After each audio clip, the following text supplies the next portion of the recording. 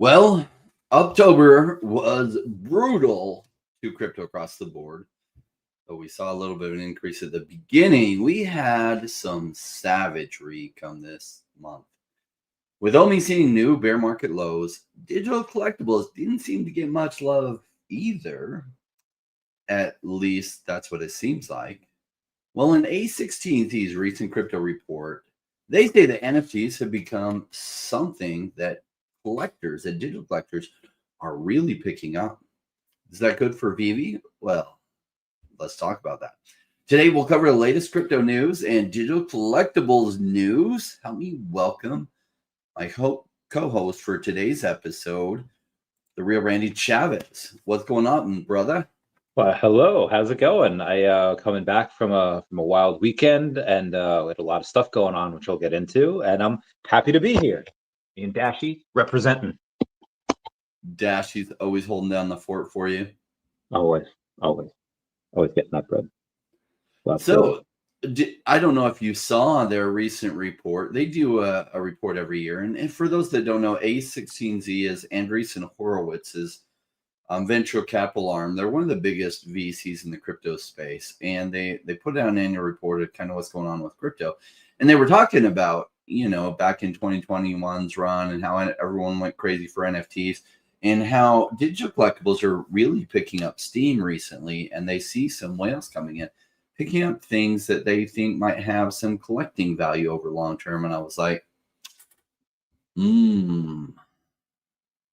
at some point, I am almost certain, I would just say, because I'm like, that it's going to happen for digital collectibles, because it's some of the, and not only the digital collectibles, but for Vivi, because it's got some of the best IP in the whole collecting space. So you have some long-term ones like Bored Apes that kind of took a piece of history that, really became big in 2021. One of the biggest NFTs of 2021, but Batman and Spider-Man and digital versions of comics that are limited and scarce, I think are going to have longevity in ways that so many people don't yet see. What do you think? I think that there's multiple multivariate analyses that have been done on digital collecting, and you have your really bullish people like the people that write for Go Collect. You have the people that are obviously in the business, and it's, I guess, similar to like both politics, where you have the right and the left side. You have people that are super pro one thing and super negative one thing, but you do have the middle that, for all intents and purposes, are really that they get to kind of decide what, not really what runs, well, I guess that, but more so when it runs. And I had a conversation with a couple of people the other day about AR and VR games. And I don't remember the name of it, but there was something, and I found out on The View like 20 plus years ago, where it was one of the first like kind of games. It wasn't like an Xbox, it wasn't any main brand system, but it was like a fun little thing you put up on your TV. There's like a sensor bar, and you could like, stuff is trying to attack you, and you hit it, and it grabs where your arms are and your hands are. And then I think like 5 years later, the Wii came out. So either that technology was adopted, and we just did it better, or it was actually bought out by Nintendo. But it's just that something always comes first, and usually very rarely does that one thing that comes out first as first to market wind up being the end all be all. But I think that for AR and VR, that we've had that for quite a while, and obviously Vivi was one of the first, not the first, but they're the ones that, they weren't necessarily first to market, but they have all the licenses. I mean, you have people, and this is one of the things I want to go over. You have Pudgy Penguins fans that are, they have their Pengu ETF that has been filed for, that hasn't been approved yet. Them and like 200 other things have been filed for, and I think it might get approved. They were freaking out a few days ago because Pudgy Penguins has announced that they have a collab with Kung Fu Panda, and they're like, this is one of the greatest things ever. You have Jack Black on there, you have Angelina Jolie, that's a voice actress on there, They made 4 different movies, a bunch of spin-offs, and they were freaking the heck out that it was just another thing that Pudgy Penguins is. And fair point, it's multi-billion-dollar IP, but not only does Vivi have that, they have that plus 250 others plus. And I think that for digital collecting, you have a bunch of people in the middle that aren't necessarily pro or anti. You have like the super physical people from years ago where we talked to them at Comic-Con and they just like turn the other way and they'd be so negative about it. But over the years, the amounts of people that have even just not even gone from one side to the other that are like super pro digital collecting, but are just kind of in the middle where like they just accept it.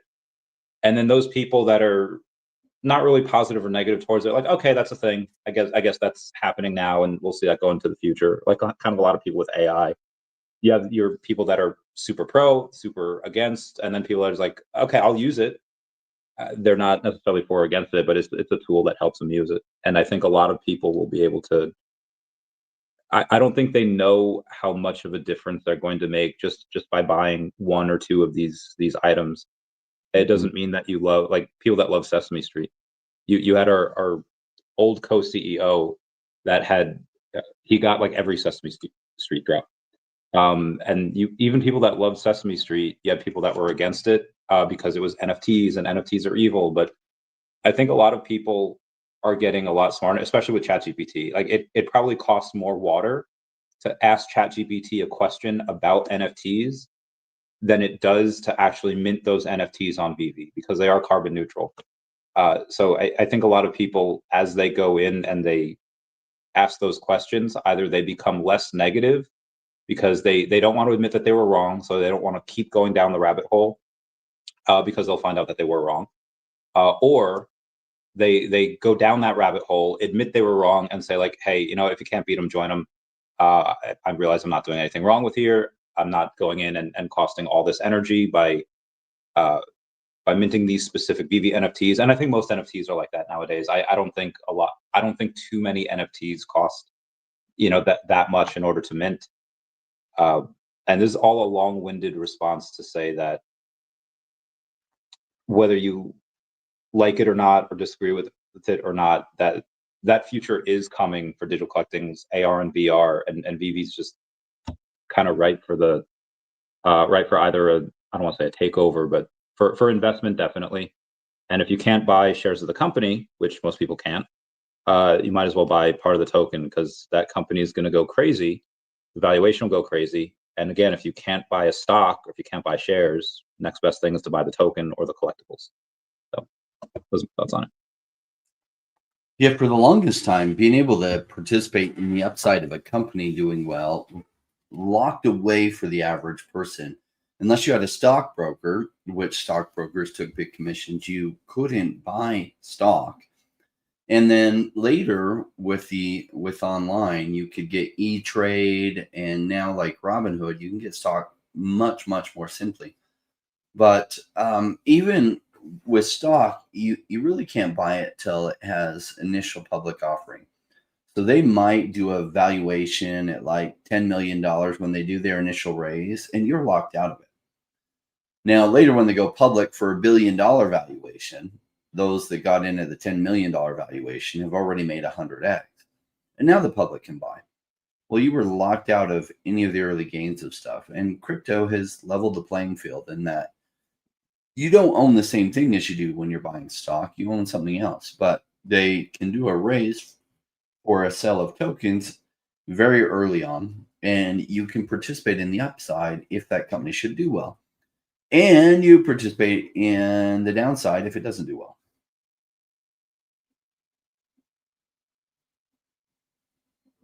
I am not hearing you. It's muted. Sorry, I was muted. The downside has been, I guess, our friend for people that want to stack.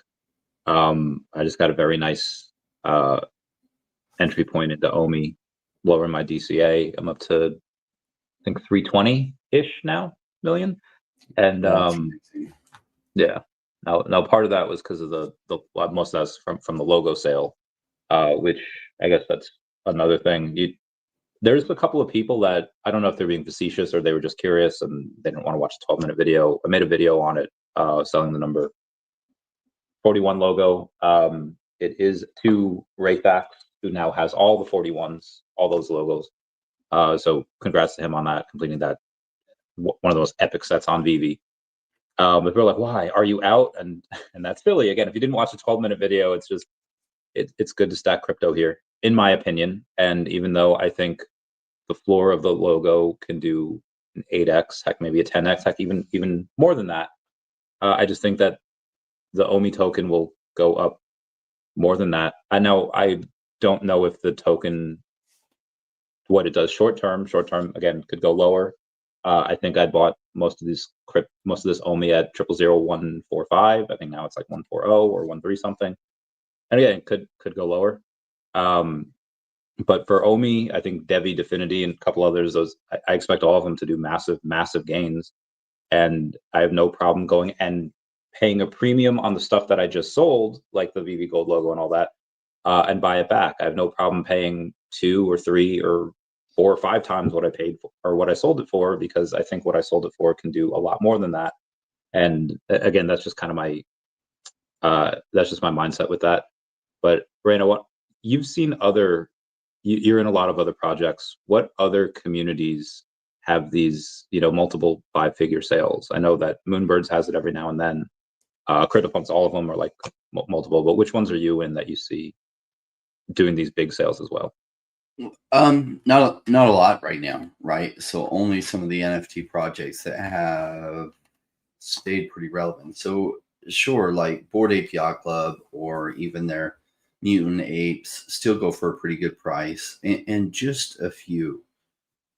I think really the beauty of VV stuff is the IP that they have. So they've gone a different route than like the NFT projects, that they have these augmented reality collectibles with some of the biggest brands in the world. And so it hasn't caught the same kind of steam as, say, the top performers of the 2021 NFT bull run, where you saw Bored Ape Yacht Club, the floor, go to like 300,000 and certain ones going for 1.2 or 2 million. And so it didn't see that kind of rise, but it still saw a tremendous rise. And I think because of how big the IP is, like Batman, Superman, their first appearances on the blockchain, I think down the road, collectors, especially with the scarcity of these early edition things, I think they'll do good. And so VV launching their own gold and silver logo being really limited, and the first available public mint being 41. Not surprised that the value to a collector that wants to take the long run on that is huge. And I think these gold and silver logos do really, really good in the coming decade. And I think the token too will do well.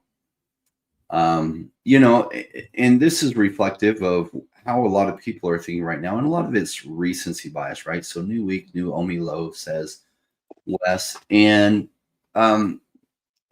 that is a positive and a negative thing. It's a negative thing for those that are like completely done putting more money in, and they're like, oh, why won't it just go up?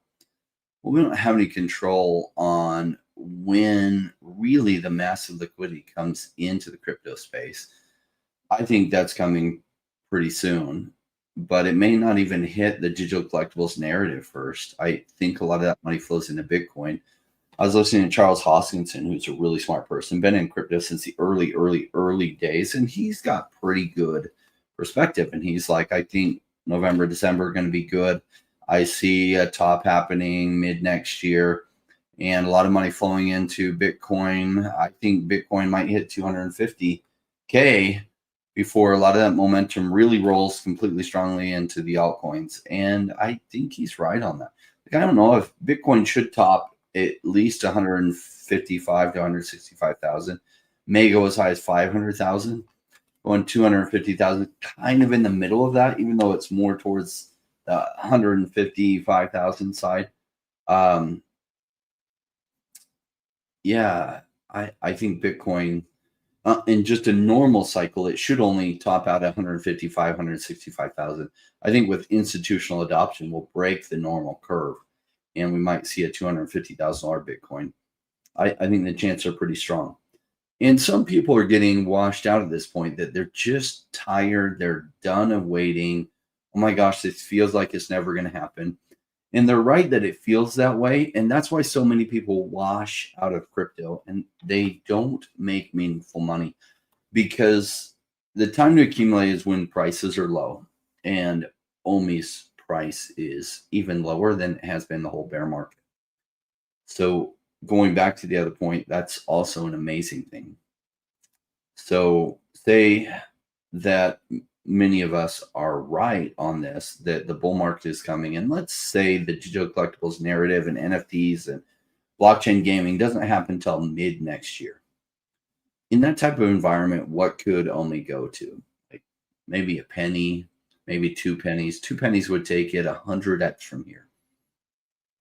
Okay, so 100x from here, a little over 100x from here in 6 months. Now, some people say, well, what if it doesn't do that? And it's like, okay, let's look at what if it doesn't do that. What would stop OMI from doing that? Well, a failure of VV would stop OMI from doing something like that. So is VV likely to fail in that time frame? I don't know. They're making tons of incoming revenues. They probably could still raise funds through selling equity in their company. I say the chance that they go down in flames before then is about 2 or 3%.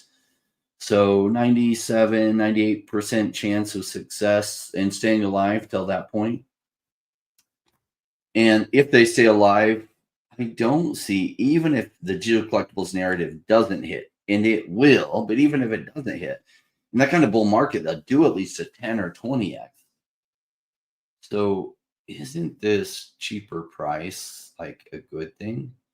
I mean, does it always feel good? When I bought Cardano at 11 cents, it didn't really feel good when Cardano went to 9 cents, but I did buy more and then went to 7 cents, and that didn't feel great. Well, part of it didn't feel great. The other part of it, I was excited.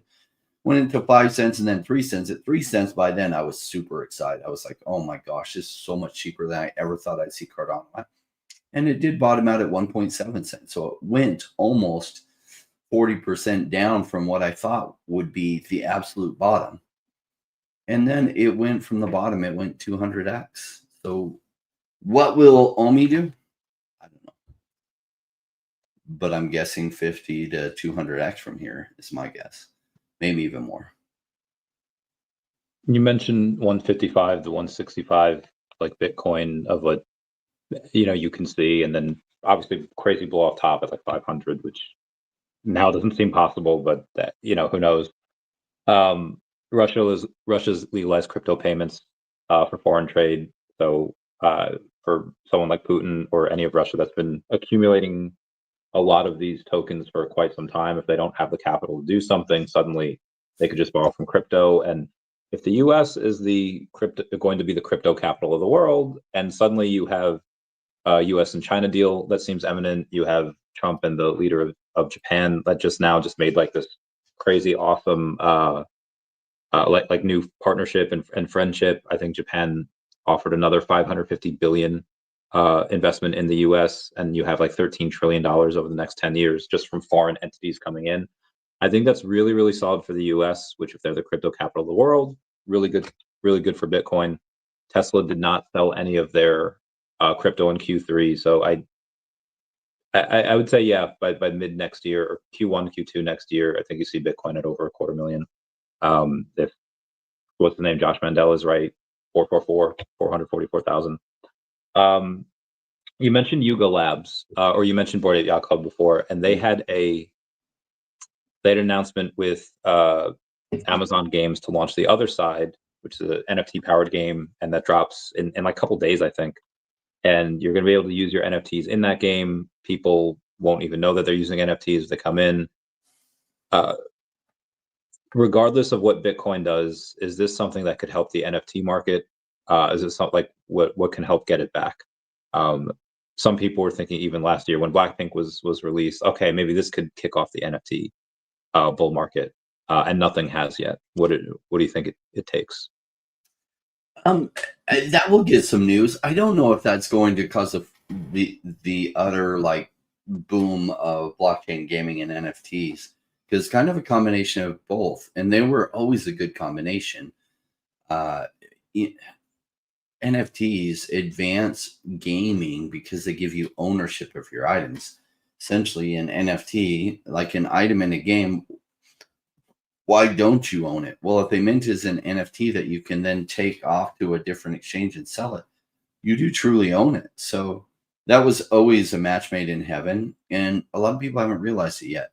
They haven't realized the true value in ownership is tremendous. And they will. And I think games in 5 years from now that don't have ownership of your items, they're not going to be competitive. So Yuga Labs, I think that's a big deal. I don't know that it's in itself is going to cause everything to run. I think as money comes into crypto, green candles get everyone's attention. And I think massive green candles are coming. And so many people don't get it yet, but it is coming, and it's going to take over. Pretty much the world is going to be talking about it. And it's great that some people don't get it. And after it happens, everyone will say, well, of course it was going to happen. We all knew it was going to happen. No, they didn't. No, they didn't. Like, once it happens, it seems obvious it was always going to happen. But what's funny is how few people take the right actions that then they benefit massively when it does happen. So did they really know it was going to happen? No, because if they really understood, what if you're here? I think you do understand that crypto is going to go absolutely ballistic. Probably like the next 2 months are probably going to be very positive. I think by mid next year, crypto goes absolute gangbusters. And everyone will look back and be like, of course it was going to happen. It's like, then why didn't you stock up on crypto? Well, because it seemed too risky. Well, why did it feel risky? Because you didn't think it would actually happen.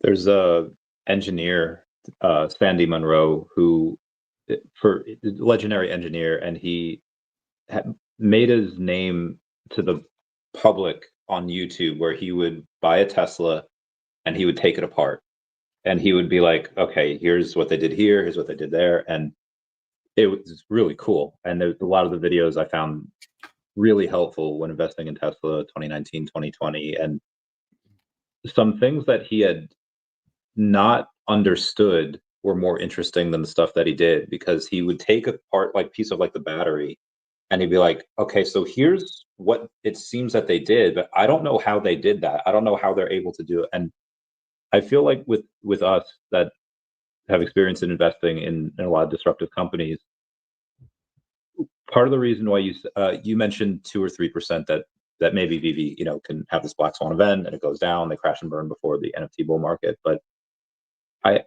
I'm looking at, we're not seeing their books, we're not seeing really like inside, like we can judge on how much they're making based on the drops that they're doing, the comic book NFT sales. We can't really look at the digital read-only sales, but it would seem that a lot of these other licensors, like they had Teenage Mutant Ninja Turtles and Street Fighter and a bunch of other ones that they get every month, they probably have something. They probably do their due diligence. And if we had gone 6 months without a new license, like, okay, why aren't they getting any more? They run out of money to get them. Are all of these licenses, are they seeing something in VV that we're not? And they're worried that they don't want their IP associated with a company that's going to go down. And that's why they've had no new licenses. But that's not what's happening. What's happening is every single person that wants to get into digital collecting, they go to VV or they go somewhere else, and somewhere else fails. So I think between us and all of the other companies that we see that are aligning themselves with VV in a fairly public way, they wouldn't be doing so unless they were absolutely certain that they would be around for a while, because they're handling their IP, and it would look pretty bad if they did that and then they went down. So that's very, very positive on them. Ooh, super chat. So CZ was pardoned. Did you see that article? Hell yeah. Hell yeah. I saw that he wants to sue Elizabeth Warren too for defamation, for her just lying about him. And everyone in the comments is like, where do we support? Where's the GoFundMe? What are you talking about? She's my Senator Karen is my favorite senator.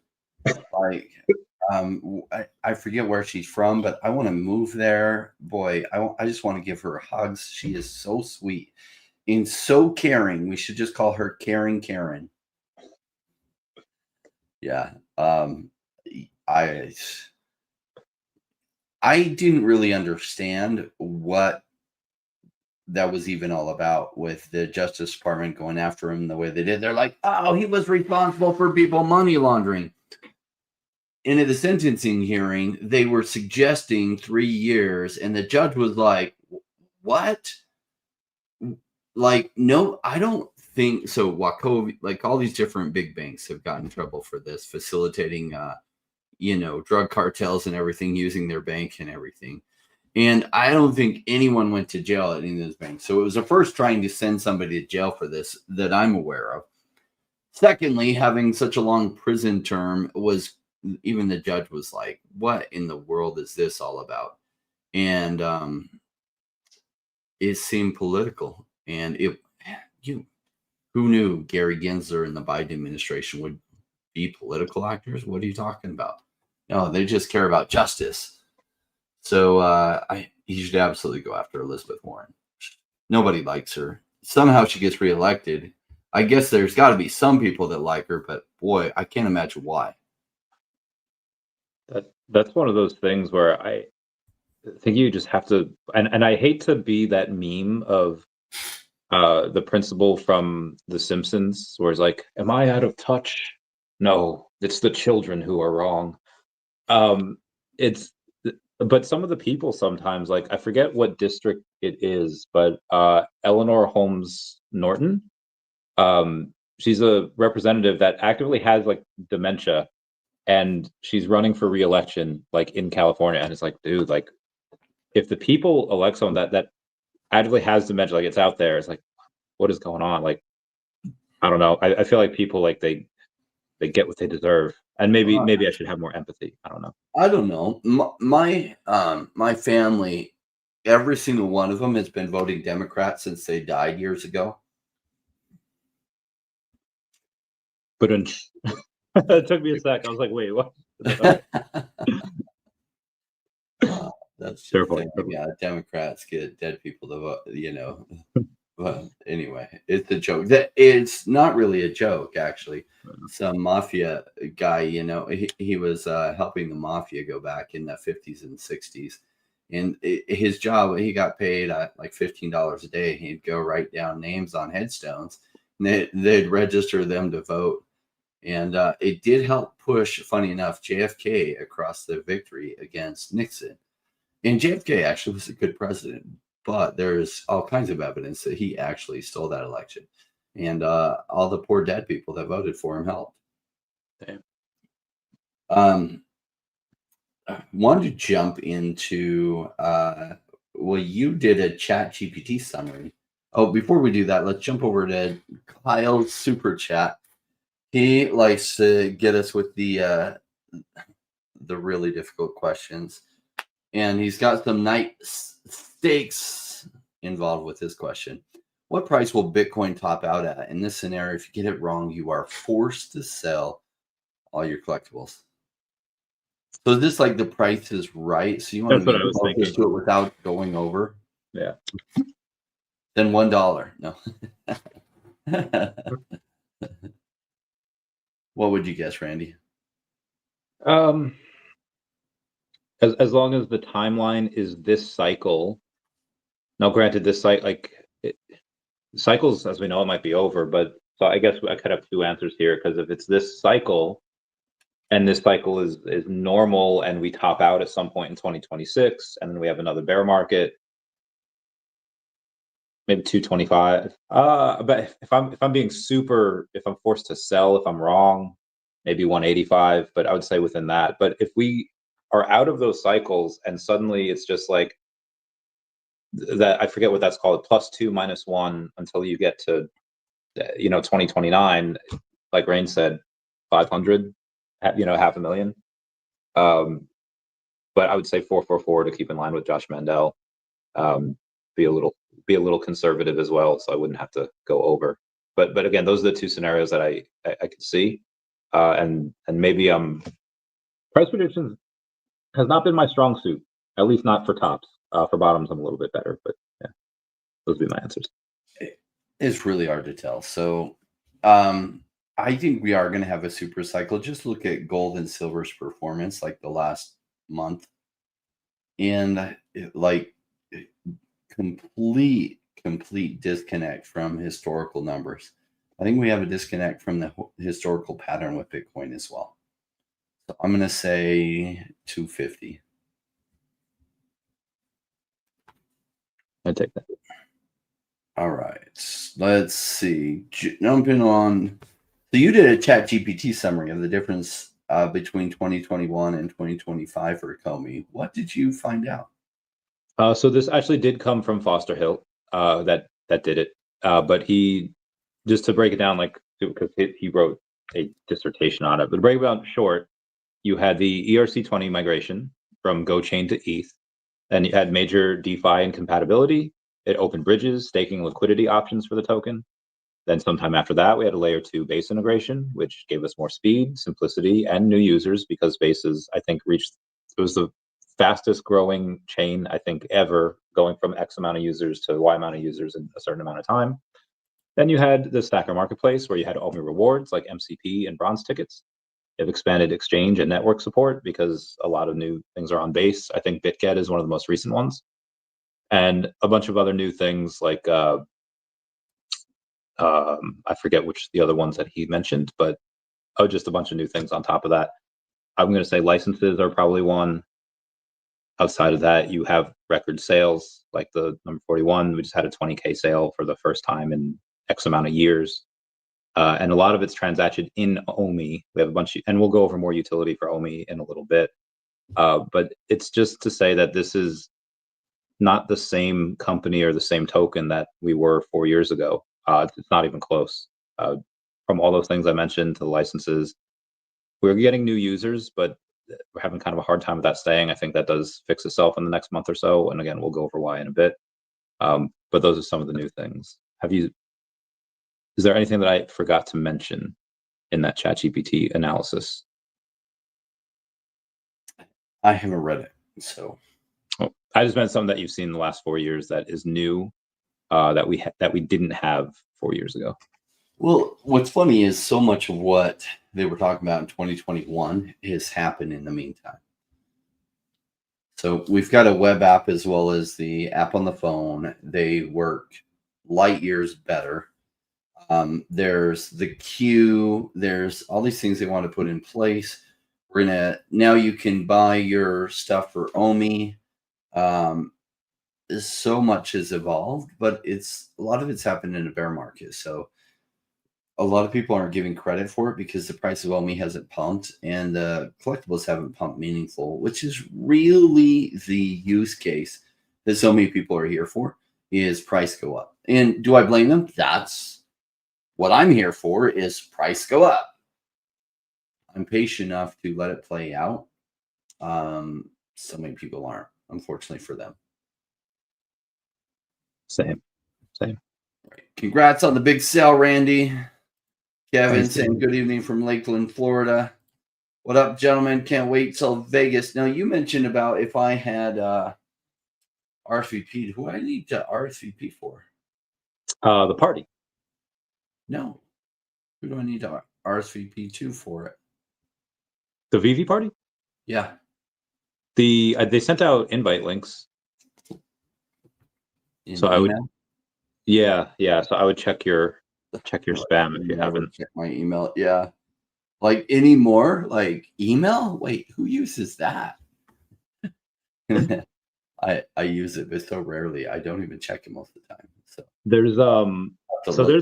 there's a couple of them. There's the big VV party on that Friday. That's the one you should RSVP for with your +1. I'm gonna have one of Raxel introduced me to the Adios Mother Flapper last year, and I'll have one of those. We'll all have one together, but I'm not gonna have as many because they kicked my little brown butt And I had to leave early. I was like, guys, I'm not feeling so good. Felt like freaking Spider-Man at the end of Infinity War. Mr. Stark, I don't feel so good. And then there is another party on that Saturday that VV Arcade is hosting. That may or may not be in the same location as the VV party. I don't know, but that's on Saturday. On Thursday, we might, because there's a bunch of us showing up there. What day are you getting there? Just a sec. I am RSVPing for this now. Since there we go.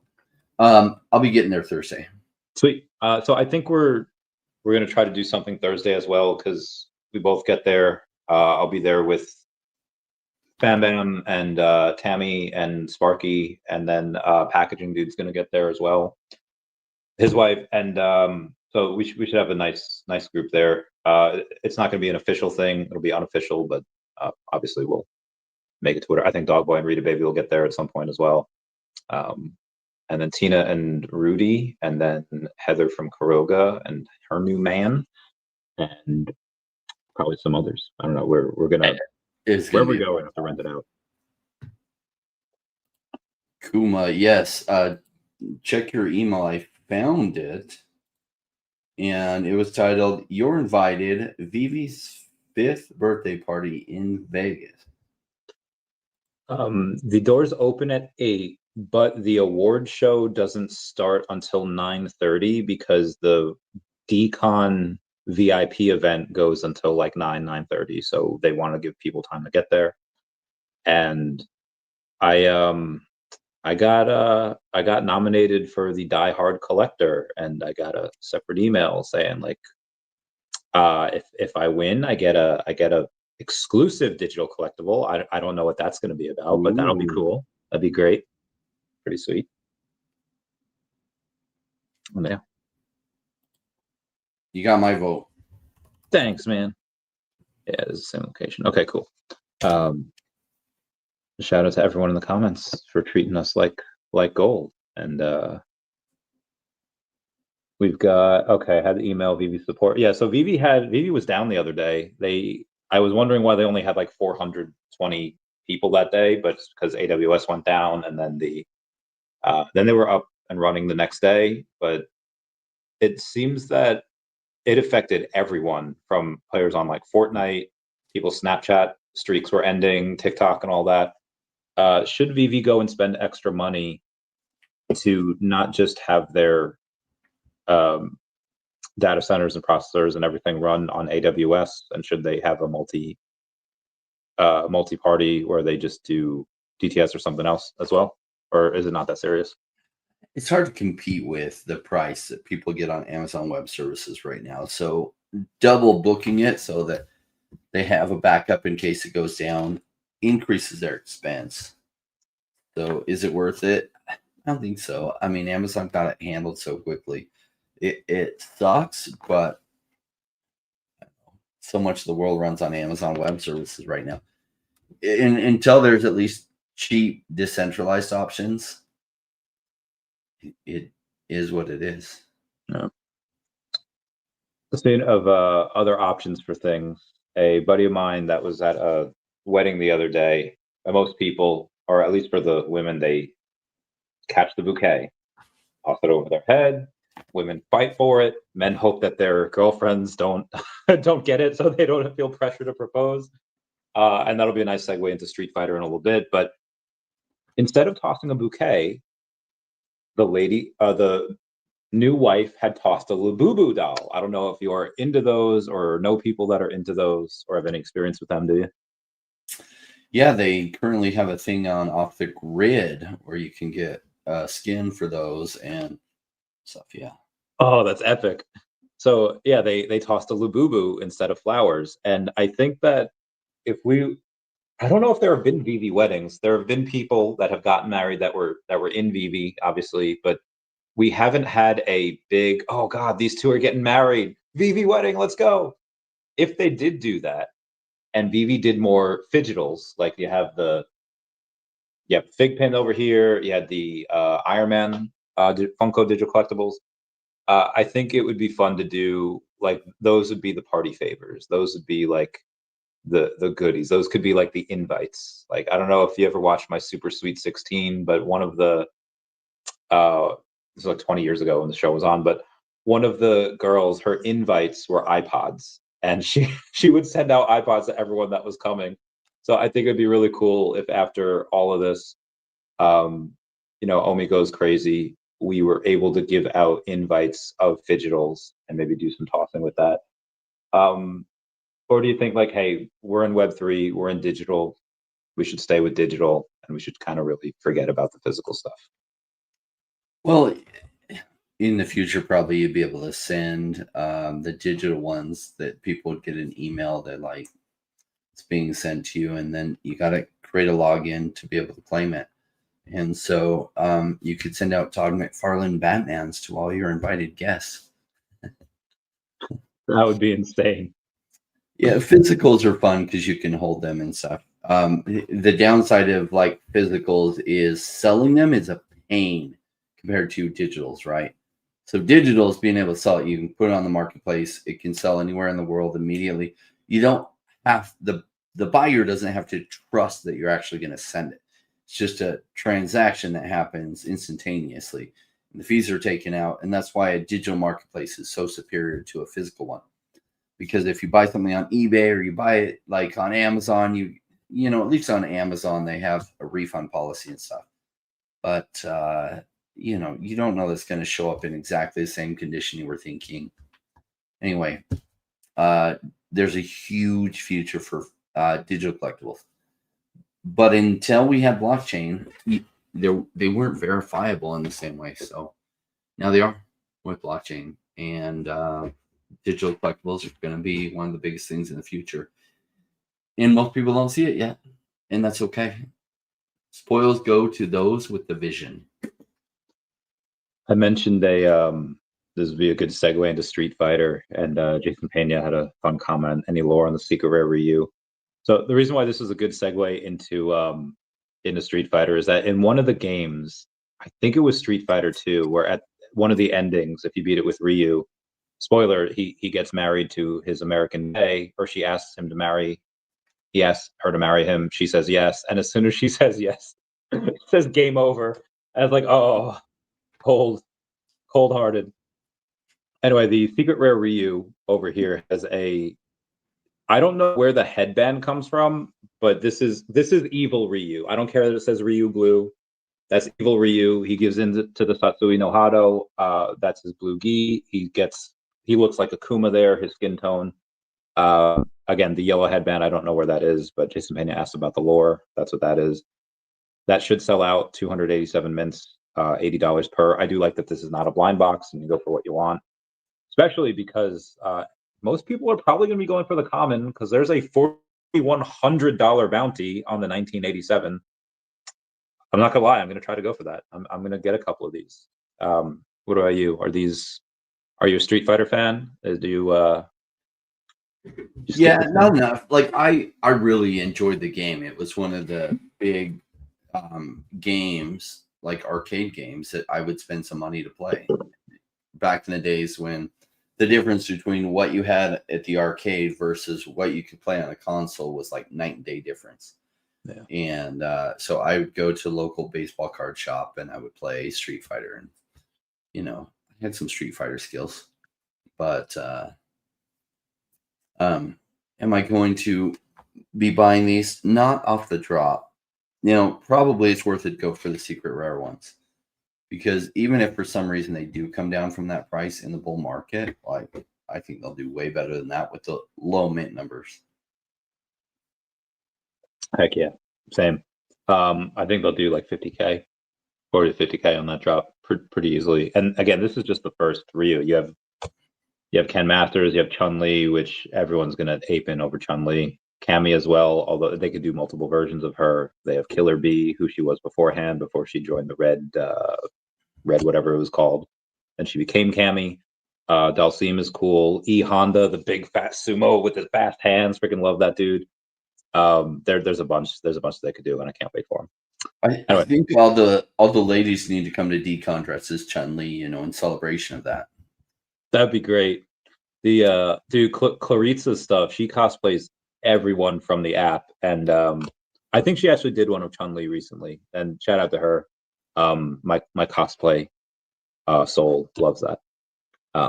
Maybe we could do a themed party one day. Could we do a themed party on that Thursday or Saturday? Maybe not cosplay, but I think down the road, let's do it. Yeah. Or decon. I don't know. More time to prepare. Get a costume or to take down to Vegas with me just to put on, but down the road I would. Yeah, Jason Pena likes Guile and Vega. I would like to cosplay as Vega. Vega has he believes that everything in the world should be beautiful, so he wears these like claws to keep the ugly away from him, and he also wears a face mask so that in case his face gets hit, it doesn't ruin his pretty face. He was actually sent to kill Cammy, but he lets her live because she's like really pretty, and he's like, "You're pretty, you can live." Thought that was very nice. What a nice guy. Where she was ugly, she would have got the boot. Anyway, shortly after the VV party, like a week after, we will have Omi to Gem. Omi to Gem is going to be after November 19th. You'll be able to buy gems with your Omi, giving it a lot more utility, a lot more reason for people to buy it. However, I do believe that's going to allow for the company to have to sell it in order to pay the licensors for it, because if you go and you buy gems with it, that's going to be able to, I mean, they can't pay the licensors with Omi, unless they can, which would be wild.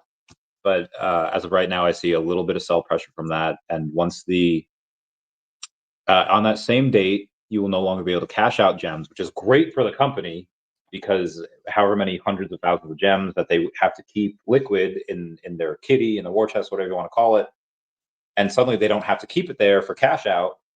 Now they could just go in and reallocate that to other stuff. That's really great for the company. But also people are that want to cash out, they have to cash out for Omi. That will put some sell pressure on the token. I guess the debate is it going to create more sell pressure, or because of the added utility, will more people want to buy it and it will create more buy pressure and it'll be a net positive for the token? What do you think? Short term, it's really hard to tell. Long term, I think it only goes crazy. When we have green candles, it's amazing. People don't want to sell in that environment. Like, you would think when the price goes way down, people wouldn't want to sell in that environment, but that's not what their behavior shows. Behavior shows that 95% of people feel like, oh my gosh, I got to get out before it goes to zero. And that's why they end up selling low after buying high, instead of buying when it's way low. Because when prices start going massively up, that's when everyone starts panicking in, or they FOMO in, as well as people that are holding. They get FOMO that if I sell, man, I'm going to miss further upside. So then everyone tends to hold in that type of environment. So, like, will some people probably cash out for Omi and then cash out the Omi? Yeah. But in the medium or longer term, I think it's a very good positive for Omi. I think so too. I also think that they would probably not have this, and knowing that there could be sell pressure for it without having a counterweight to it. So I think there will probably be an announcement. I don't know if it'll be on VV or a Komi, but probably something to have people more bullish. I saw somebody commented before, I don't know where, about, is this the big announcement that we've had? Was it Street Fighter? Was it TMNT? The big announcement, be advised, that has not happened yet. That being said, these could have been it. Like, it wasn't, but these are big enough. Both of these IPs, Teenage Mutant Ninja Turtles and Street Fighter, they could have been that big announcement, but they weren't. It's like that Harry Potter prophecy. Why was Harry the chosen one and not Neville? Because everyone chose for it to be Harry, and because they assumed it. They pretty much spoke it into existence. This is not the special announcement, though. I think that big one. Do they announce it over when they have this? Do they wait for a bull market? I don't know. I feel like they should save some, because, I mean, if you have all your announcements while the alt bear is still here, probably not going to be that positive. Well, we're pretty spoiled. The amount of IP they have is like tremendous, and they probably have a continuous pipeline of more stuff. It is pretty funny when you put it in perspective of how people are going crazy with Pudgy Penguins. Like, oh my gosh, they have this IP partner. That's the best thing in the world. And Lavivia's like, if they announce that same strategic partner, it'd be like, oh, we call that a Wednesday in the VV community. Like, they have so much good IP and these deals with so many good IP partners that, like, right now, we take it for granted, but it's a really big deal. And I know Omi hasn't pumped yet. I get it. Like, and so it seems like, in what world do we live in? Why hasn't Omi gone crazy? When you add in there yet, it makes sense. Like, it hasn't gone crazy yet. Sometimes things delay longer than they should. It just the way markets work, because people like panic out at the bottoms and then they FOMO at the top. So sometimes the red candles are much longer, much more to the downside than they should be. Just the way it plays out. And then the green candles reverse so hard and you're like, geez, this doesn't make sense. Oh, it totally makes sense. People are very emotional. There's a reason why only 5% of people make amazing money in crypto, and that 95% don't do well. Is because they do exactly the opposite of what you should be doing, which is they buy high and then they sell low. So people that are selling at this price, they're crazy in my opinion, but that would be normal. That's why so many people do bad in crypto. Instead of buying at these crazy low prices, which is what the 5% that make incredible money do, they see this discount on OMI and they're like, hell, I'm going to add to my already big bag because these prices shouldn't be hitting these prices. And yet it is. So I'm going to scoop up more. Hell yeah. Same. I remember in the bear market of 2020, right? And I would watch this show where two people would come on almost just like this. And everyone's like, oh, you guys are just like permabulls and blah, blah, blah, blah, blah, and stuff. And they don't do that show anymore. But you know what they call them now? Like, they call them like permabulls, and you guys are optimists and you're just wrong. Well, they call them super rich because they are super rich, because they dollar cost averaged massively at those prices. One hit $1 billion in 2021. Cool. Not bad. At the age of like 28 or 29 years old. Not bad. Well, we can't do it in our 20s anymore, but in our 30s and 40s, hell yeah. Yeah, I'd rather be late than never. Yeah. At 28, I probably would have been okay, but getting these funds at like 23 or 24, that would not have been good for me. I don't know if I would have survived. I was so tame. I would have been like, I don't know what I'd done with it, but I was like so straight laced back then. Hadn't really even had my first drink of alcohol till like 3 years ago. So have I been a bad influence? I don't think I would have gone crazy, but it's hard to imagine. I still had so many amazing lessons to learn in my life. What would I have done if I was a billionaire at that age? I have no idea. Yeah, that would have been wild. Thank you, C-Boss. I've been stacking that Devi because people are. And this isn't what we're talking about here. And Wes had mentioned there, new week, new low for OMI. Yeah, it's a new 4-year low at the 00014 whatever. But this type of FUD isn't specific to the OMI community. You see it in Definity. Someone unloaded like 8K the other day. You see it in Devi. People are unloading for whatever reason. Reached 34 cents today, and I bought more. Fight me. This is in every community that's not pumping right now. We had into Cat the other day. Somebody yeeted 10K into another project I'm getting the CEO of that project on tomorrow for the podcast. A guy named Binju, but the cut from Stratos. But I don't have any, so I'm not trying to pump it. But in every community that's not pumping, you have people that are kind of fear. And it's not even just in crypto. You have it in like sports as well. Like Jets fans, like same, like, yeah, Jets are winning now. They're going to find a way to blow it. And I feel I do that same thing in sports because it happens. And I feel like everyone knows that person. Like, oh, we're going to lose. Like, dude, why be a fan? Why watch the game if you're just going to FUD the team or FUD your bags? But So yesterday I wanted to go crazy with crypto YouTube. So two very big YouTube channels. Do you know what crypto they were covering yesterday? Solana? Zcash. What Let is me show you why they were covering Zcash. Alright. And this Bet it drives pumped. me nuts about crypto YouTube. First of all, what's the number one rule of investing? Buy low, sell high. Why is that not what people do? Their emotions get the better of them.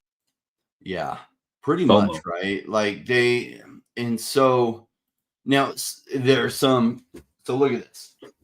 Okay, let me ask you, when you look at this chart, does it seem like yesterday's the day to be buying this? No, So, not at all.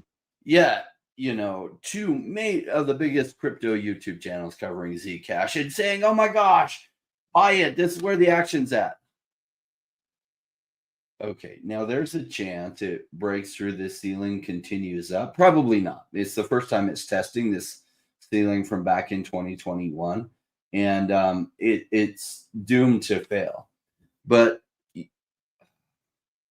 so I often think about strategy, right? Like that's just the way my mind works. I also think about efficiency. So how is it that in crypto you can become rich without doing, like, if 95% of people are not making it rich from crypto, what the hell are they doing? And like, so I can do the opposite of it. Well, the problem is they're watching these big YouTube channels that cover this stuff, and they're just buying whatever they're covering. So they really don't understand the buy low, sell high. So where was Zcash a good thing to buy? Potentially on the breakout from this. If Zcash isn't my type of thing, but see this breakout, solid breakout. So had you bought it at, $48-ish, you went up about 8x or so, or 7x and stuff. Great. So buying here after it's already like 7x and 6x is a recipe for disaster. Yet a bunch of crypto YouTube channels are covering it because, number one, they make money as if you use their referral links for the exchanges and then you trade, they make money every time you trade. So they're incentivized to get you to trade a whole bunch. Number two, if you're covering what's gone massively up like this, remember what I was saying, like people want to buy green candles? They do. And so if you're covering that, you get way more views. That's what people are searching for. And if you're like, yeah, Zcash where the action is, buy Zcash, it's great. Or, even if they're a little bit more subtle about their non-financial advice of like, I'm buying Zcash, that's late, very late in the game. That looks like a recipe for what the 95% of people do. So this is why I like to buy when I like things long term. And Zcash isn't my real bag, but remember, this is what bottoms look like. You see this nice gradual bottom here, and I'm not specifically sure what triggered this breakout, other than like a privacy coin. And, Gary Gensler's SEC was very anti-privacy coin in trying to destroy every single one of them. And Trump's SEC is not that way at all. And so Zcash caught some traction. So even though most of the crypto space is down, see that this narrative hit and what happened when the narrative hit? Cool. You want to buy it after the narrative hit, because though it would be nice to know exactly when the timing is here and have bought it here, it's hard to get that timing exactly right. It could have broken to the upside and then come right back down, and you would have been stuck holding it longer. But secondly, like in a lot of jurisdictions, if you hold for more than 12 months, your capital gains tax is a lot lower than if you're short flipping. So a more efficient trading strategy is buying projects that are likely to survive, have a good chance of surviving, that have good potential upside if they survive, and dollar cost averaging in them at the lows. And then when they go crazy like this, it's take profit time. Agreed. And again, we some people might have thought at one of those levels at $40, that, like you said, really good level to buy at, but it had gone down to 20, and I don't know what the market cap was at Yeah, those it levels. even hit at the bottom, it hit like $15. So it's up 20x, 21x from its $15 lows. Yeah. And yet people are buying it here. Like, what the heck? Why would you do that? But they do. And the market cap that we have for OMI, at like, what are we at, 40 million, give or take? Mhm. I don't really see it going into the single digits, like 9 million or anything, but it still does have some room to go down, just because that's where the market cap is. If it was something like Definity that had like $2.7 million market cap, okay, it's pretty low. Like, I don't see that getting too much lower, but for this, yeah, even getting cut in half, it's still a $20 million market cap. Like, it's still pretty big for this micro cap here. And I'm not saying it will. Again, I just got up to over 300 million OMI at these levels because I had to. But if it goes down lower, which it can, I'll buy there too. So and it'll be easier to hit that billion OMI mark, because I don't know where it goes at the low, but at the highs, like Rain said before, 50 to 200x is very reasonable. Yeah. Well, what else is on your mind, Randy? There's a couple of things here. What do we get? We got going to did the Pudgy Penguin. Okay, so NBA is now being investigated. Like, I think 30 individuals being investigated for fixing games and all that, throwing games. You have some of Dapper Labs has a bunch. They're in a bunch of sports: UFC Strike, NFL All Day, but NBA Top Shots, which is like that was my first introduction into NFTs, is a video on that. How have they been doing those NFTs since the investigations has been coming out? Good point. I have no idea because I haven't checked their prices in like a week to see if it's impacted it. We're doing though. I'd be curious about that, because we could really see something fun if those prices hadn't moved and suddenly, like, these NFTs were kind of insulated from that. That would be really cool. It'd be like, okay, then some of the NFTs have some type of like body armor against certain things in the macro, and these are one of those things, and it's just a cool piece of data.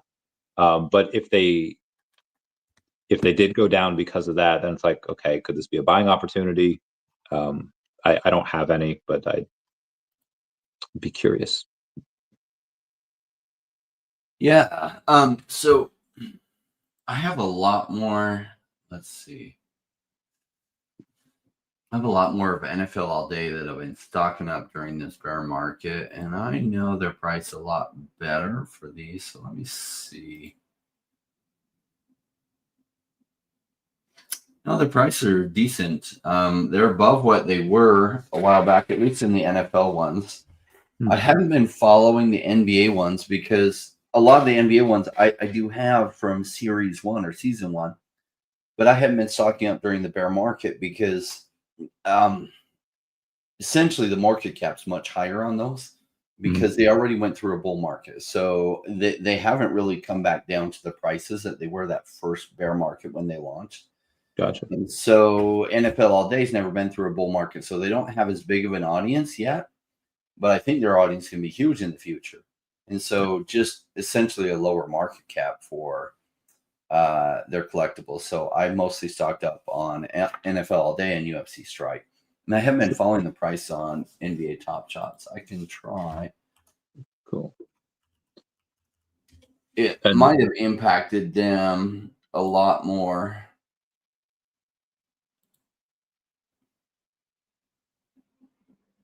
Speaking of new users, VV has had 260 new people join the app, and their metric for joining the app is buying at least one collectible and keeping it and holding it. And they have 260 new people in the last 2 weeks that have bought at least one collectible and have that in their wallets. And if you go back even farther, it's 430 people over the last 3 weeks. But that being said, the average daily users are still between 700 and 800 on any given day. That's the average. There are some days where it's a bit lower than that, 500, 600. There are some days where it's over 1,000, but between 700 and 800 is where we're at. What does VV need to do in order to have those new people continuously use the app and make them stay? Obviously, getting rid of KYC is a big thing. When they don't no longer need to cash out, they're not going to need to KYC. Is there anything that you can kind of conjure up in your mind that's like, well, if they did this, that might benefit new users and that might make them stay as well? Like if you sign up, I think one of my ex-girlfriends said that if you sign up, if you get a free collectible, that would really help them. Like that would they would count as a new user because they would have a collectible in their wallet. What do you think?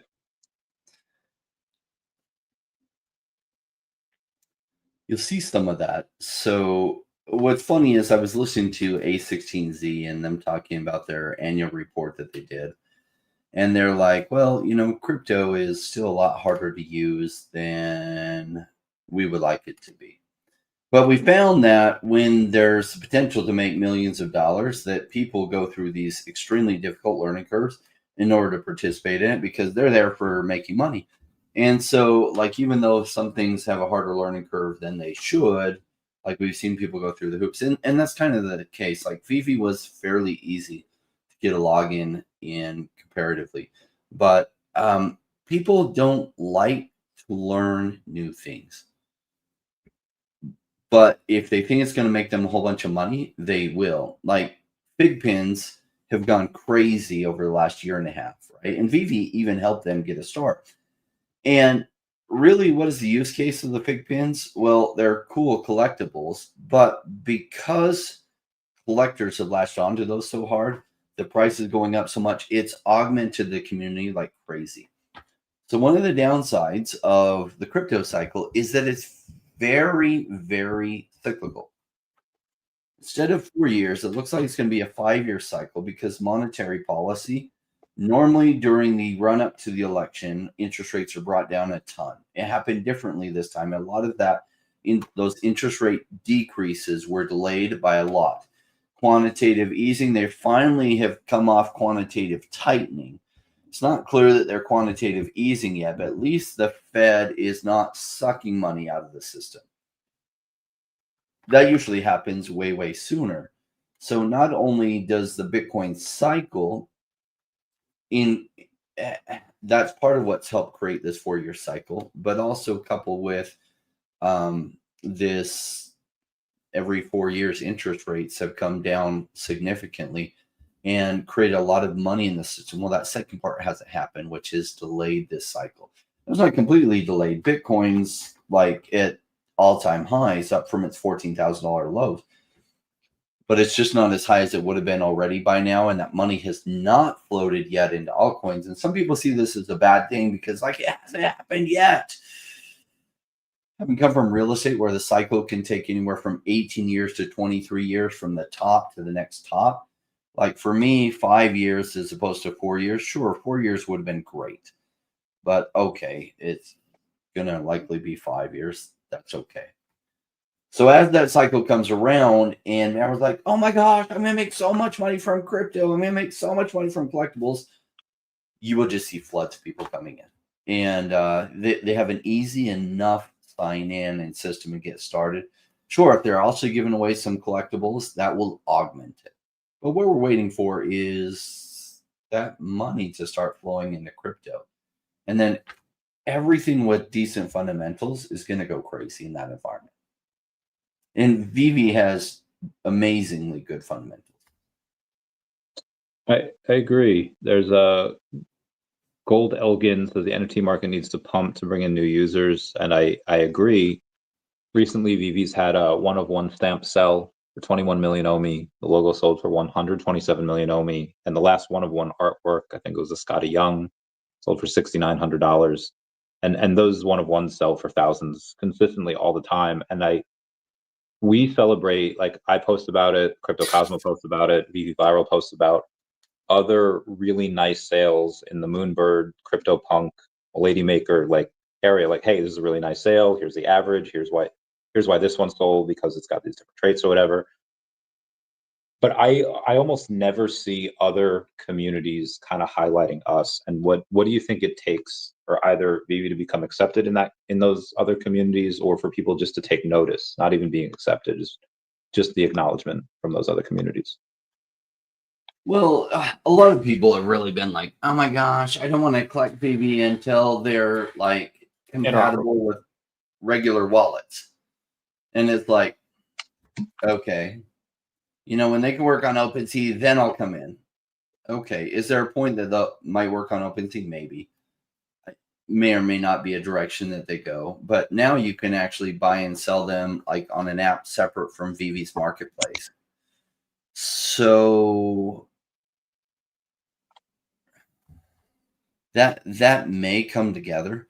But what's so funny is like I often give this story about like real estate investing and how I was taking this investor around. He showed this plot of land for like 20 acres for sale for $30,000 from a family friend that they didn't buy. And later they were building a Walmart on it. And it's kind of like people are like, oh yeah, well call me when Walmart's buying the corner. And it's like, wait. So by the time Walmart's buying that corner, you can't still buy things for 30,000. Now the price is like 3 million or 10 million or whatever. Like, what don't you get about this? Like, so as VV is openly accepted around the world by everyone, all the value is gone. Now the prices are way, way higher. Remember that whole part in investing about buy low, sell high? What you're saying is call me when all the fundamentals are right so that the price will already be way, way high. And I'm going to buy then. It's like, okay, cool. You do you. I'm going in before all the problems are fixed. I'm going in when it's still early days and people are like, I don't know if VV is going to survive. And you're like, why would you say that? And you say, because OMI's so low. Yeah, I mean, OMI is drastically low. You're right. But why does that mean VV's going to fail? Well, because Twitter is saying that they're a slow rug pull. What do you mean they're a slow rug pull? Well, they're rugging the token. It's like, well, is the token going away? Well, no, the price is going down. Oh, okay. So the price just keeps going down, and you think that means that the company's failing. Well, yeah. Otherwise, the price wouldn't keep going down. It's like, well, I don't see that VV is failing in any meaningful way. And yet you're right. The OMI token price has gotten even cheaper. It's crazy how that can happen, that like fundamentals can be strong and yet price can go down. We call that in the investing world an opportunity. That is exactly the kind of opportunity that smart investors look for, where the fundamentals are strong, yet the price is super weak. That's what a diamond in the rough is. And like you do find diamonds in the rough with research, and this is a diamond in the rough. Cool. Some people just, they can't wrap their mind around it. They think a diamond in the rough is going to look like this perfectly cut, amazing thing, polished on the storefront that they can then buy for $2 and sell for $2,000. No. When you get it, it's like all kicked and scratched and like, looks all not shiny and like, oh my gosh, will VV ever survive? OMI token just keeps going down. But then VV's fundamentally pretty strong given the marketplace, given where most of the crypto space is, and they have revenues coming in. Like VV's pretty strong. Their token associated with OMI, the price is super beat up. It's super cheap. Cool. Like this is what good opportunity looks and smells like. It looks and smells a lot like risk. But then you're using your research and you're like, I don't see a legitimate reason why VV is going to fail before the next bull run happens. I say the chances are pretty good for this one. I have a couple questions. Imagine Street Fighter collectibles could fight each other. Oh, that'd be badass. That'd be. I don't think they would have enough editions, because like if they could fight each other, everyone's going to want to play. And then when you have that, and you only have so few of them, yeah, I don't think, at least not right now. Maybe one day there could be a game and say, oh, if you have this NFT, then you could use this skin or you can use whatever. But and you'd get some like special band or some special hue on your character's avatar. But for the most part, I don't really see that happening right now with the collectibles. Yeah.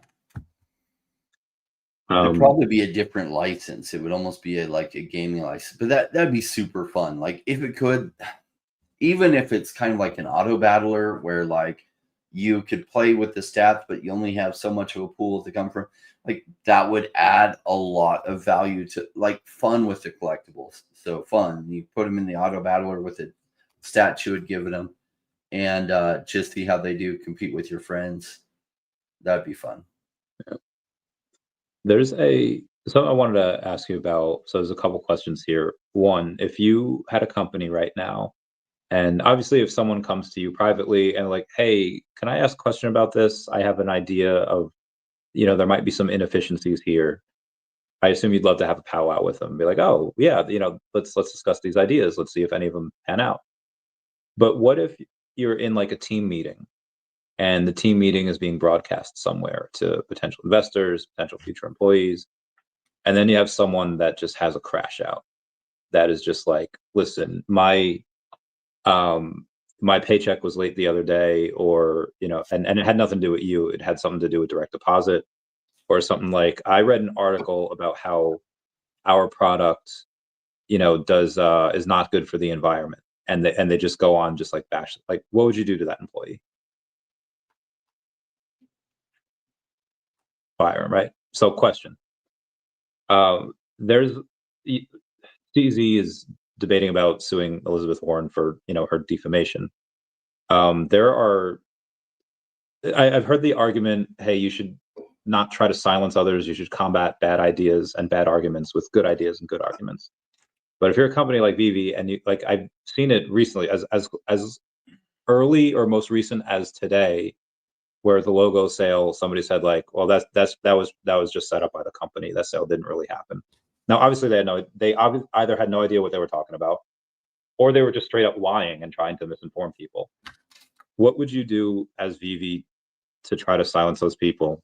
Do you just ignore them, or are there so many of them that you say like, okay, we're going to take the most salacious take on the most salacious person, and we're going to take them to court for continuously defamation and continuous lying? And that'll set the precedent, that'll set the example, and no one will do that again. You still have some people do it, but I would wait till an egregious case, and that's pretty cut and dry, and then I'd pursue that one.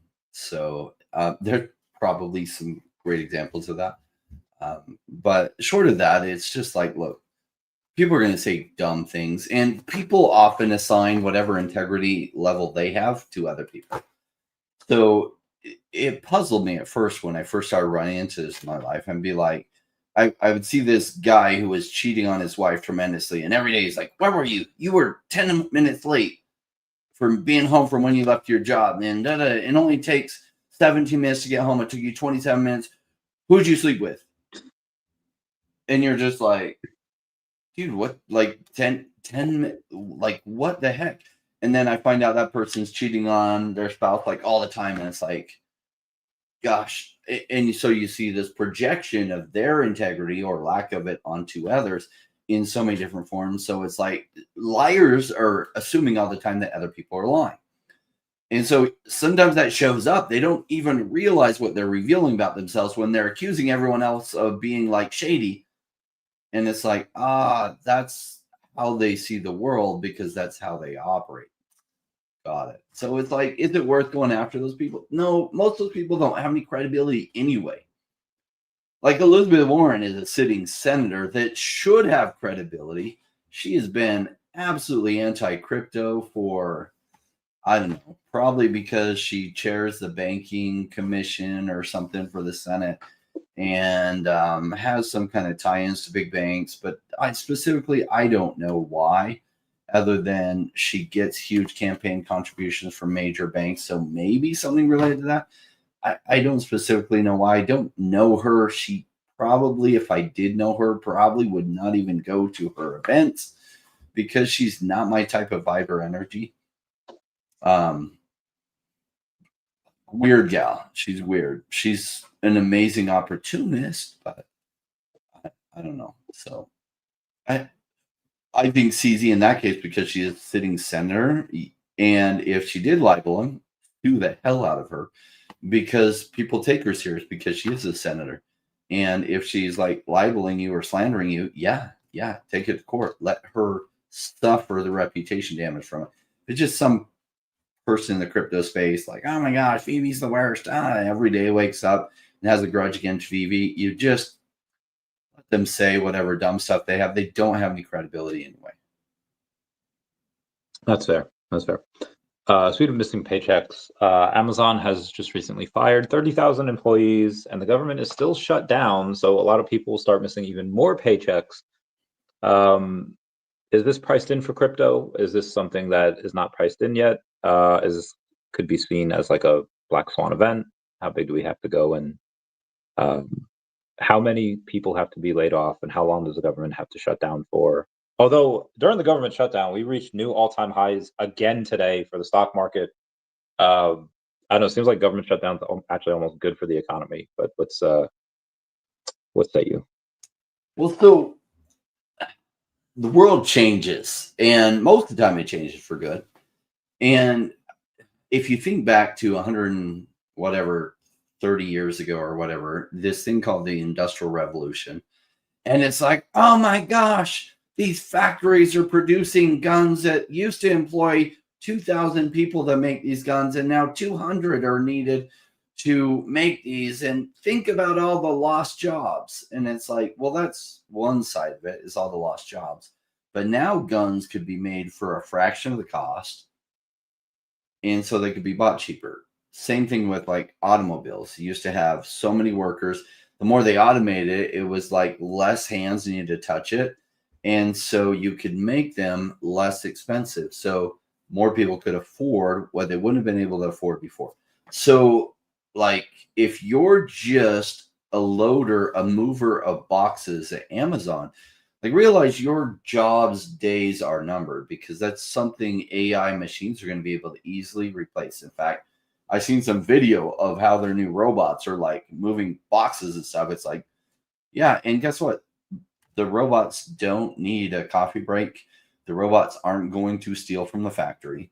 And so they aren't going to go on maternity leave or paternity leave or anything. It's just going to change the nature of these factories. Now, there's going to be less jobs for people moving boxes to the factories and more jobs for robot repair, for AI creation. There's going to be more jobs in generating electricity. Do you realize the electricity demand that's going to be necessary in the coming decade? We need 4 times the amount of electricity or more than what there is now. So jobs related to fuel, jobs related to other things that produce energy are going to be in demand. And factory workers at Amazon warehouses or Amazon warehouse workers might struggle in that type of change.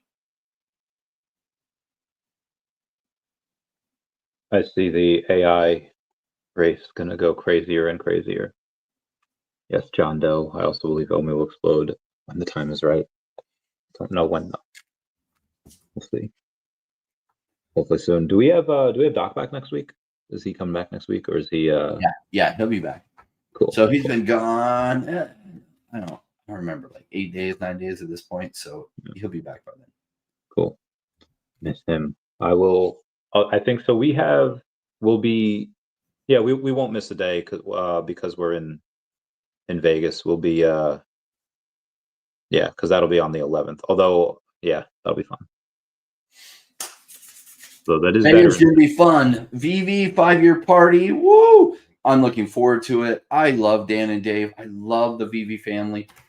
So it's going to be such an amazing time. I love you all. That's why I do this show. Like, I don't really do another show specific to one company, one project. I probably will be doing a Devy one with some people in the coming months. But like only my favorites get that kind of attention for me. And like Omi, I love this bet and realize it's just a risk versus reward play. But Omi's one of my favorites, one of my top favorites, this whole bear market, in that VV is alive and well from everything I can see. And yet the Omi token price is punished so bad. And that's what opportunity looks and smells like. Now, to normal people, all they can smell is risk, because recency bias is the token has done nothing but go down. And they freak out. And you saw the Zcash charts that, like, before it went up, it did nothing but go down. And I'll pull that back up. Like, it's funny how this stuff works out, and yet people freak out like, oh my gosh. Oh, hiccups. So before this green candle, recency bias would tell you nothing is going to happen with Zcash. Oh my gosh, the sky is falling. Zcash will never win.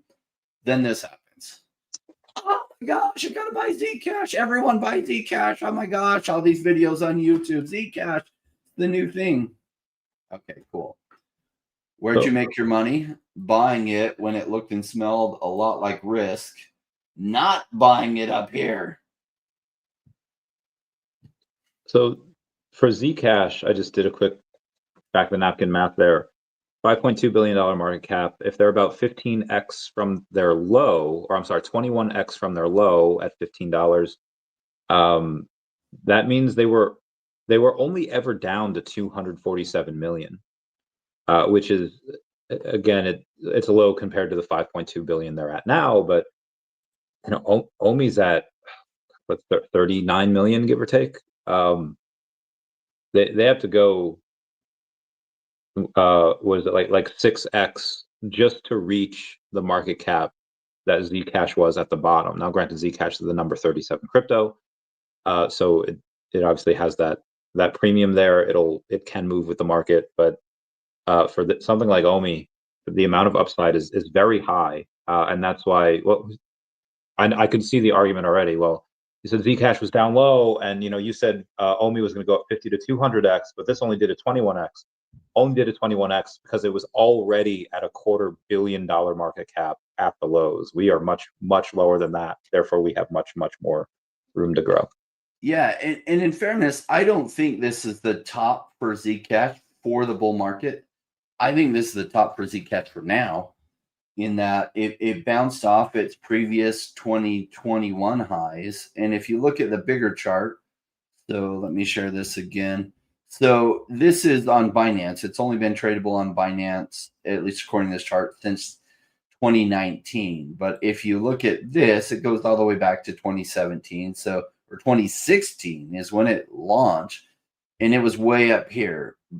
So in the 2017 bull run, it actually went higher, and it never even quite reached these highs. But look, it's come up to its 2021 highs. And what most often happens is it will bounce down from it. But yet, yesterday and today, all these crypto things are covering it. Why? Because that's what people are searching for. And if I just want to gain the biggest audience possible, but I didn't care what happened to them, I would cover Zcash endlessly. And like, Zcash, oh yeah, great, Zcash, look what it's done. But I like helping people see this as an investment. I'm not about getting the biggest YouTube audience. I'm about my audience understanding these principles. So per audience member, on average, my audience massively outperforms what your general crypto audiences do. And so with that is like, don't chase green candles. And they have massive green candles here that tons of people are chasing, like massive green candles. And that is a massive mistake. So let me go to a daily chart. This is a massive mistake here, chasing these green candles. But that is what so many people do, is they chase these kind of green candles. And they've come back to, or they come up to these highs here and bounce down, and they probably won't break through it till the third or fourth attempt. In the meantime, it'll trade back down and sideways or whatever. So the momentum, the move was missed. The move was down here. If Paul had been watching Zcash, he would have seen this breakup and he would have traded it, because he doesn't care what crypto project. I'm much more picky about the fundamentals. But clear breakout here, and then it just went parabolic. But I don't care. Like, some people get FOMO and they're like, oh my gosh, I missed this. And they almost get like my bags, this will never happen to. You'd be surprised. What I saw a lot of people, one of the reasons they missed out on making money in so many cases was they would see something like this happen. They would sell their other tokens at lows to roll into something that had already moved. And then a week or two or a month later, what they had sold for cheap would then run. And then, they had these shoulda, coulda, woulda stories. But, they didn't make meaningful money in crypto. The way you make meaningful money is you place bets where the odds are stacked massively for you, and then you let it play out. I like the message that Paul says, where he always tells everyone's like, yeah, I wait for confirmation. He most times doesn't go for the bottom. He doesn't aim for the bottom. He waits until it confirms that they're out of that trend. She And never then buys the bottom. yeah. Yeah. You wait for confirmation or even a point where it looks like the breakout is going to happen. Sometimes he'll the trade right at that point, and then he'll put in some stops in case it some parachutes in case it goes the other way. But yeah, he doesn't ever try to buy the bottom. I buy low, and then sometimes it goes lower, and I'm okay with that because I'm buying based on fundamental. I don't feel bad about my, how some of those buys I made in 2019, 2020 worked out for me, even though I didn't end up buying the bottom. That bear market going into the bull market worked out amazing for me, even though I almost never caught the exact bottom. That strategy I love. I don't have to be glued to the charts every day. I don't really have to be paying attention. You asked, if I had seen if NBA Top Shots and NFL Day had moved.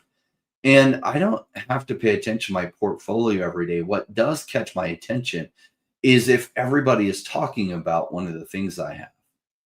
And then I'm like, oh, I better look at the price and see if it's time to sell. But until then, it's not sell time. So unless I'm watching and the price has gone drastically down, sometimes I'll scoop up more if the price has gone down more. But a lot of it is just continuing with my day-to-day life while I'm letting time do the heavy lifting for my positions and let the market go crazy. And then when everyone's talking about it, it's like, oh my gosh, you hear this company, VV has these digital collectibles. Oh my gosh, I got this Todd McFarlane Batman and I got it for just $20,000. There's only like 8,000 of these. Oh my gosh, it's like, oh, I better check out what's going on with the Todd McFarlane Batmans. Maybe I'm going to sell one, if they're going for $20,000. You got it at that point. I mean, I think it reached 14K last time. Yeah, it went up to 16. Yeah. And the reso went up to like 24, I think, give or take. These are, and back in the day, those sales of multiple five figures were pretty much the norm. That money should flow back, especially as there's going to be a lot more money. I don't know what the crypto market cap was last cycle. Do you know the top of what it was? Was it like 3 trillion? You mean OMI? No, just for crypto in general. I don't remember. I think it was like 2 trillion or something, 2 something. So that's that big inverse relationship you have here. The crypto market cap has now doubled, and the prices of our stuff, which you can buy and sell for crypto, is in the shitter, and that's going to reverse at some point. Now, is it going to reverse for like the Kripken's New Jersey Devil? Probably not. But will it reverse for the first Superman, Batman, Spider-Man? I think absolutely. I think that goes absolutely crazy. I think it's crazy what it is right now. So, and this is where the crypto market cap has just doubled. I don't think that it stays here. I think that the crypto market cap continues to go up. Is it going to double again? Maybe. Yeah.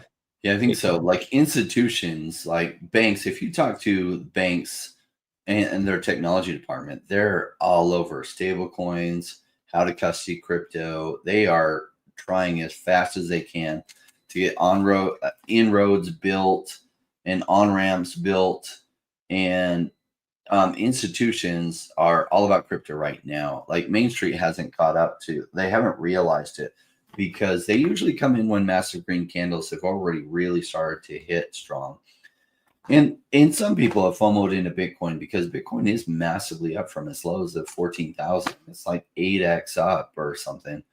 What is that? Like 14,000 times 8. So it's about 8x, maybe almost 9x up.